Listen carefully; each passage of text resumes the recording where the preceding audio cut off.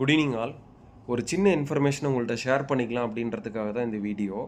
Apache RTX 300 இந்த வண்டியை பார்த்தீங்க அப்படின்னா நான் ஒரு 1 மந்த்துக்கு முன்னாடி புக் பண்ணியிருந்தேன். இந்த வண்டியை டெஸ்ட் ட்ரைவ் பண்ணுறதுக்காண்டி பார்த்தீங்க அப்படின்னா ரொம்பவே ட்ரை பண்ணேன். எல்லா ஷோரூம்லேயும், சென்னையில் எல்லா ஷோரூம்லேயுமே ட்ரை பண்ணேன், கிடைக்கல. நிறைய பேர் யூடியூப்பில் அது இதெல்லாம் வீடியோலாம் பார்த்து சேட் பண்ணி நம்ம ஊர் மக்கள் கொங்கு பெல்ட்டில் யாராவது இருக்காங்களா என்னென்னு செக் பண்ணி பார்த்தேன். அங்கேயுமே வந்து என்னால் பிடிக்க முடியல.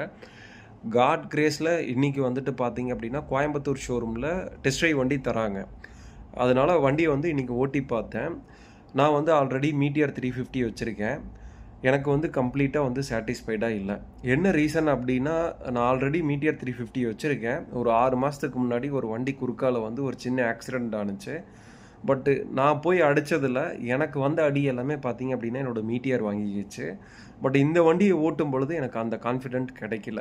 ஸோ இதை நான் வந்து பார்த்தீங்க அப்படின்னா குவாலிட்டியில் பார்த்தோம் அப்படின்னா ஃபுல்லாக வந்து எனக்கு மீட்டியரோட கம்பேர் பண்ணும்போது காம்ப்ரமைஸே ஆக முடியல. மீட்டியர் மோர் பெட்டர்ன்ற மாதிரி யோசிச்சுட்டேன்.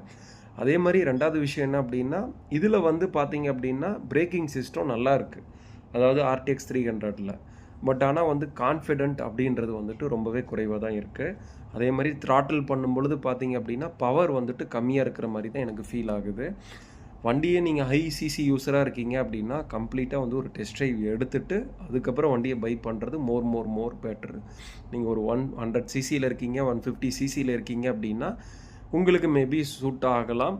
பட் ஆனால் வந்துட்டு என்னோடய சஜஷன் என்ன அப்படின்னா, ஒரு டெஸ்ட் ட்ரைவ் பண்ணிவிடுங்க ஐசிசி யூஸர். பண்ணிவிட்டு இந்த வண்டியை பை பண்ணுறதுன்றது மோர் பெட்டர். ஏன்னா நான் ரொம்பவே வந்து ஒரு ஆர்வமாக இருந்தேன் இந்த வண்டியை வாங்கலாம் அப்படின்னு சொல்லிட்டு. இன்றைக்கி வந்து ரொம்ப என்ன சொல்கிறதுங்க, ஒரு ஏமாற்றத்தோட புக்கிங்கை வந்து கேன்சல் பண்ணிட்டேன்.